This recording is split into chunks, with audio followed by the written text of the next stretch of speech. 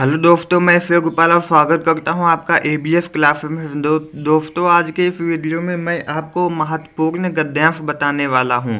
यानी कि आपके यूपी बोर्ड क्लास 12th में जो महत्वपूर्ण गद्यांश है, सारे बुक के महत्वपूर्ण गद्यांश बताने वाला हूं। पहले तो दोस्तों इसमें आपका महत्वपूर्ण गद्यांश है राष्ट्र का स्वरूप। दोस्तों, आपके पास बुक होगी, आप राष्ट्र का स्वरूप का जो पूरा पाठ है इसे पूरा पढ़ लेना है ना। ये देखो, आपको ये पूरा पढ़ लेना है। इधर भी ये सब है, ये आपको फुल पढ़ लेना है ताकि आपको कोई भी गद्यांश मिले तो आप उसे पहचान जाइएगा कि ये कौन से लेखक ने लिखा है और ये कहाँ से लिया गया है। जैसे कि दोस्तों इसमें गद्यांश पर आधारित प्रश्न दिए गए हैं, हम आपको एक गद्यांश सॉल्व करके दिखा देते हैं, आप अपने हिसाब से और भी सॉल्व कर लेना इसी प्रकार से। जैसे कि दोस्तों यहाँ पे ये लिखा हुआ है, धरती माता की कोख में जो अमूल्य नदियाँ भरी हैं, जिनके कारण वह वसुंधरा कहलाती है, उसे कौन परिचिन्न होना चाहेगा। लाखों करोड़ों वर्षों से अनेक प्रकार की धातुओं को पृथ्वी के गर्भ में पोषण मिला है। दिन रात बहने वाली नदियों ने पहाड़ों को पीस पीस कर अगणित प्रकार की मिट्टियों से पृथ्वी के देह को सजाया है। हमारे भावी आर्थिक अभ्युदय के लिए इन सबकी जांच पड़ताल अत्यंत आवश्यक है। पृथ्वी की गोद में जन्म लेने वाले जड़ पत्थर कुशल शिल्पियों से संवारे जाने पर अत्यंत सौंदर्य के प्रतीक बन जाते हैं। नाना भांति के अनगढ़ नगविंध की नदियों प्रवाह में सूर्य की धूप से चिलकते रहते हैं। उनको जब चतुर कारीगर पहलदार कताओं पर लाते हैं, तब उनके प्रत्यक्ष घात से नई शोभा और सुंदरता फूट पड़ती है। वे अनमोल हो जाते हैं। देश के नर नारियों के रूप मंदन और सौंदर्य प्रसाधन में इन छोटे पत्थरों का भी सदा से कितना भाग रहा है, अतएव हमें ज्ञान होना भी आवश्यक है। जैसे कि दोस्तों हमने ये आपको देख लिया है यहाँ पे गद्यांश। अब इसमें 5 प्रश्न पूछे जाते हैं। पहला पूछेगा, उपयुक्त गद्यांश का संदर्भ लिखिए। तो आपको संदर्भ में कैसे लिखना है हम आपको बता रहे हैं। जैसे कि दोस्तों वहाँ पर गद्यांश का संदर्भ पूछा गया है, तो आपको संदर्भ कैसे लिखना है। प्रस्तुत गद्यांश हमारी पाठ्य पुस्तक हिंदी गद्य में संकलित राष्ट्र का स्वरूप नामक शीर्षक से उद्धृत है, जिसके लेखक वासुदेव शरण अग्रवाल जी हैं। दोस्तों पहले प्रश्न का उत्तर आपका ये हो गया है। अब दोस्तों दूसरा प्रश्न देख लेते हैं। दोस्तों दूसरा प्रश्न है कि रेखांकित अंश की व्याख्या कीजिए। तो रेखांकित अंश की व्याख्या कैसे करना है दोस्तों। जैसे कि दोस्तों यहाँ पे आप देख रहे होंगे कि यहाँ पे जो रेखाएं बनी हुई हैं, बस आपको इन्हीं का वो अर्थ निकालना है। तो जैसे कि दोस्तों हम देख रहे हैं यहाँ पे, धरती माँ को वसुंधरा कहते हैं क्योंकि धरती माता की कोख में अमूल्य नदियाँ भरी हुई हैं। बस जैसे कि वहाँ पे अंडरलाइन है, उसे काट छांट के थोड़ा मतलब कि जैसे वहाँ पे पृथ्वी लिखा है तो आप वसुंधरा भूधरा मतलब कि पर्यायवाची के रूप में कुछ भी लिख सकते हो, है ना। तो ये आपका हो गया।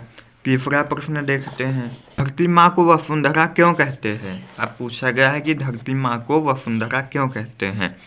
तो धरती माँ को वसुंधरा कहते हैं क्योंकि धरती माता की कोख में अमूल्य नदियाँ भरी हुई हैं, है ना। और उसके बाद चौथा देख लेते हैं। चौथा है, किसने पृथ्वी के देह को सजाया है। तो अभी देखो, दिन रात बहने वाली नदियों ने पहाड़ों को पीस पीस कर अगणित प्रकार की मिट्टियों से पृथ्वी के देह को सजाया है ना। और पांचवा प्रश्न है आपका, आर्थिक विकास के लिए क्या आवश्यक है।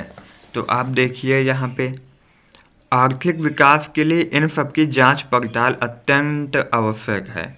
इन सब की यानी कि आपकी जो पृथ्वी की जो कोख में निधि भरी है, इन सब की जांच पड़ताल अति आवश्यक है। अमूल्य निधियाँ कहाँ भरी हुई हैं। तो अमूल्य निधियाँ धरती माता की कोख में अमूल्य निधियाँ भरी हुई हैं, है ना दोस्तों। इस प्रकार दोस्तों आपको यहाँ का गद्यांश का जो वो होता है प्रश्न उत्तर, उसको आपको हल करना है। और अभी है इसमें आप देख लेना, आपके पास किताब होगी। दूसरा देखते हैं दोस्तों, जो महत्वपूर्ण आपका गद्यांश पूछा जा सकता है। 3 आपके महत्वपूर्ण गद्यांश पूछे जा सकते हैं, जो कि हमने आपको पिछली क्लास में बताया है, लेकिन फिर से बता दे रहे हैं एक बार। दोस्तों राष्ट्र का स्वरूप, अशोक के फूल और भाषा और आधुनिकता, ये 3 आपके महत्वपूर्ण गद्यांश हैं। तो दोस्तों अब अशोक के फूल देख लेते। तो जो आपका दूसरा महत्वपूर्ण गद्यांश है वो डॉक्टर हजारी प्रसाद द्विवेदी द्वारा लिखित अशोक के फूल हैं, यानी कि आपका अशोक के फूल नामक शीर्षक है। तो दोस्तों आपको इसको पूरा पढ़ लेना है ताकि आप पहचान पाओ कि ये कहाँ से आया हुआ है ना दोस्तों। हम आपको दिखा रहे हैं। ये आपको पूरा पढ़ लेना है। आपके पास किताब होगी, अगर किताब नहीं होगी तो अपने दोस्तों या फिर खुद खरीद लेना। और दोस्तों इसमें जो गद्यांश आपका पूछा जाएगा तो ये सब आपके गद्यांश पूछे जाएंगे। इसमें से भी हम एक गद्यांश आपका बता दे रहे हैं, आप अपने हिसाब से देख लेना।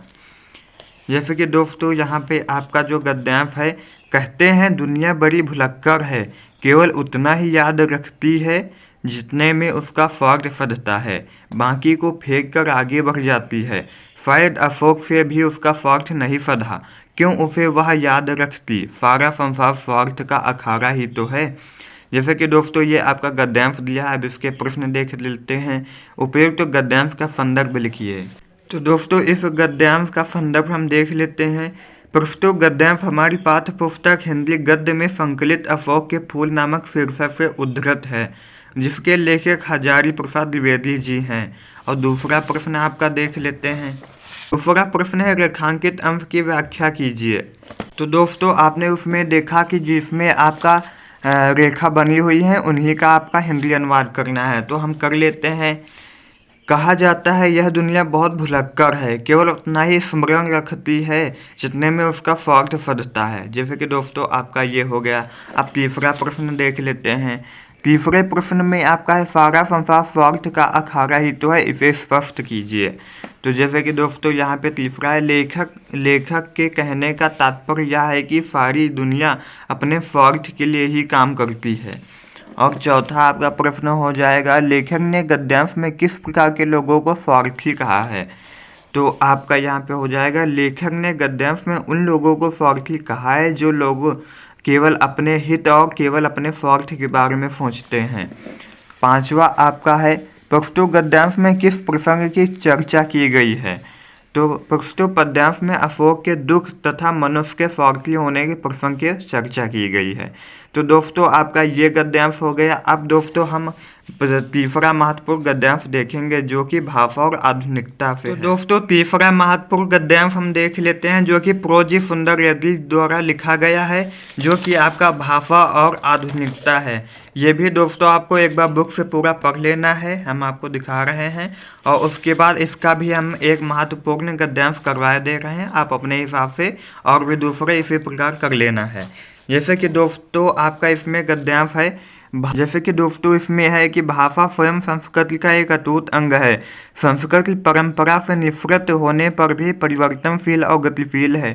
उसकी गति विज्ञान की प्रगति के साथ जोड़ी जाती है। वैज्ञानिक आविष्कारों के प्रभाव के कारण उद्भूत नई सांस्कृतिक हलचलों को शाब्दिक रूप देने के लिए भाषा के परंपरागत प्रयोग पर्याप्त नहीं है। इसके लिए नए प्रयोगों की नई भाव योजनाओं को व्यक्त करने के लिए नए शब्दों की खोज की महती आवश्यकता है। जैसे कि दोस्तों इसमें आपका उपयुक्त गद्यांश का संदर्भ लिखना पहला आपका प्रश्न हो जाता है। तो देख लेते हैं इस गद्यांश का संदर्भ।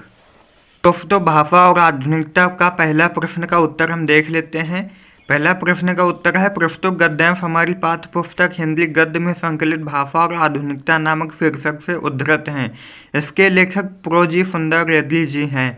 अब दूसरा दोस्तों प्रश्न देख लेते हैं इसी का।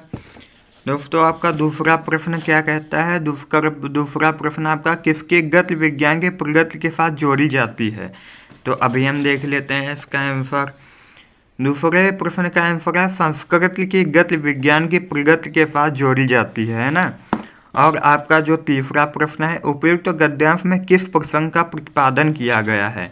तो तीसरे का आपका उत्तर हो जाएगा उपयुक्त गद्यांश में भाषा और संस्कृति का प्रतिपादन किया गया है। और जो दोस्तों आपका जो चौथा हो जाएगा भाषा किसका भिन्न अंग है और क्यों। तो आपका यहाँ पे भाषा स्वयं संस्कृति का एक अटूट अंग है। और दोस्तों आपका हो जाएगा पांचवा गद्यांश के रेखांकित अंश की व्याख्या कीजिए। तो व्याख्या आपको करना है भाषा खुद हमारी संस्कृति का एक अटूट अंग है, संस्कृति परंपरा से जुड़ी होने पर भी परिवर्तनशील और गतिशील है। दोस्तों आपके ये जो गद्यांश है कंप्लीट हो गए हैं। आप ये 3 ही तैयार कर लीजिएगा। पूरे गद्यांश आपके 10 नंबर पक्के हो जाएंगे, हम गारंटी के साथ में कह रहे हैं। आई होप दोस्तों आज का ये वीडियो आपको पसंद आया होगा। अगर पसंद आया हो तो वीडियो को लाइक करना और मिलते हैं एक नए वीडियो के साथ। तब तक के लिए जय हिंद, वंदे मातरम।